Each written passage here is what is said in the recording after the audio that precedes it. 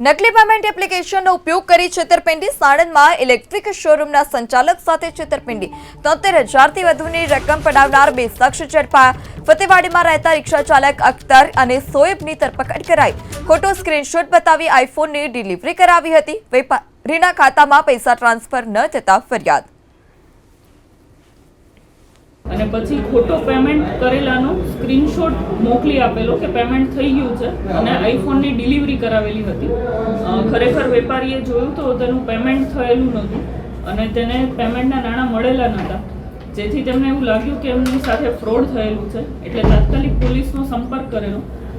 પોલીસે આ સમગ્ર બનાવની હકીકત જાણીને ઠગાઈ અને આઈટી એક્ટ મુજબ ગુનો દાખલ કર્યો છે અને આ ઠગાઈમાં સંડોવાયેલા બે આરોપી બંને રહે સરખેજ ફતેવાડીને આ ગુનાના કામે અટકાયત કરી છે। અને પછી ખોટો પેમેન્ટ કરેલાનો સ્ક્રીનશોટ મોકલી આપેલો કે પેમેન્ટ થઈ ગયું છે અને આઈફોનની ડિલિવરી કરાવેલી હતી।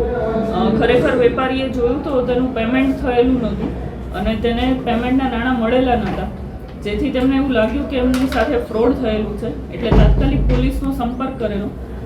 પોલીસે આ સમગ્ર બનાવની હકીકત જાણીને ઠગાઈ અને આઈટી એક્ટ મુજબ ગુનો દાખલ કર્યો છે અને આ ઠગાઈમાં સંડોવાયેલા બે આરોપી બંને રહે સરખેજ ફતેવાડીને આ ગુનાના કામે અટકાયત કરી છે।